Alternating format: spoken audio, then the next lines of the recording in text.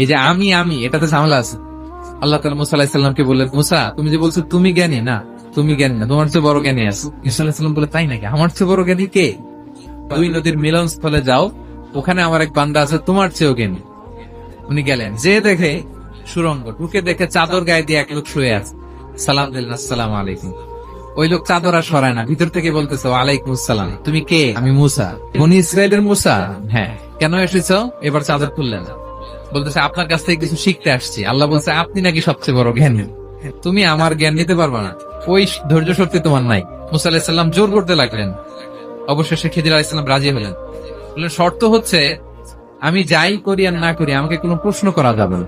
সফর শুরু হলো। সামনে নদী, এক লোক তাদের নৌকা দিয়ে নদী পার করাই দিল। নদী পারাপারের পর খিজির আলাইহিস সালাম লাঠি দিয়ে নৌকার তলাটা ছিদ্র করে দিলেন। মুসা আলাইহিস সালাম বললেন, এটা আপনি কি করলেন? খিজির আলাইহিস সালাম বলছে, এই যে আমি বলছিলাম না ধৈর্য ধারণ করতে পারবো না, যাও তোমার রাস্তায় তুমি, আমার রাস্তায় আমি। মুসা আলাইহিস সালাম আবার ক্ষমা চাচ্ছেন যে আপনি আমার ক্ষমা করেন, আমি তো ভুলে গেছি। চলতে লাগলেন।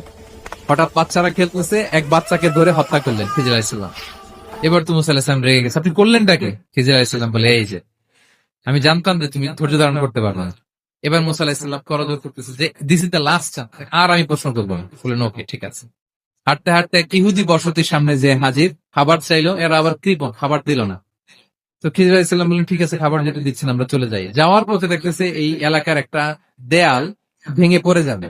তিনি বললেন, মুসা চলো এটা ঠিক করে দেই। দুইজন মিলে প্রচন্ড ক্ষুধায় এটা সেটা এনে দেয়ালটা তৈরি করতেছে। তিনি এবার আর প্রশ্ন করেন, বলতেছে, ও এত কিপটামি করলো আর আপনি এটা করে দিলেন, আপনি তো চাইলে এটা টাকা নিতে পারতেন। এই কথা বলার পর খিজির আলাইহিস সালাম বলেন, এতটুকু তোমাকে আমি বলি, আল্লাহর আদেশে আমি করেছি। এই এলাকায় একজন জালিম বাদশাহ আছে, সে নৌকা পেলেই গরিব মাঝিদের নৌকা সিজ করে নিয়ে যায়। এই রাজার লোকেরা এসে দেখবে যে তলা ছিদ্র, পানি ঢুকতেছে, এটা আর নিবে না। মুসা আলাইহিস সালাম বলে, সুবহানাল্লাহ, তাই তো, এটা তো আমি বুঝতে পারি নাই। আর ওই ছোট শিশুটাকে হত্যা করছি, ও অনেক বড় জালিম হবে, সে তার মা বাবাকেও জাহান্নামে নিবে, এজন্য আল্লাহর আদেশে আমি তাকে হত্যা করেছি। তাহলে ওইটা বলে, খাবারও দিল না, এদের দেয়াল কেন ঠিক করতে গেল না? তখন তিনি বললেন যে আসলে এটা একটা ইয়াতীমদের ঘর ছিল, আর এই দেয়ালের নিচে আছে গুপ্তধন। এই দেয়ালটা পড়ে যাবে, এই গুপ্তধন তারা ছোট মানুষ নিতে পারবে না, এলাকাবাসী তাদেরকে বঞ্চিত করে নিয়ে যাবে। So আমি দেয়াল গড়ে দিলাম যাতে করে তারা যখন প্রাপ্তবয়স্ক হয় নিজেদের সম্পদ নিজেরা বুঝে নিতে পারে। সুবহানাল্লাহি ওয়া বিহামদিহি।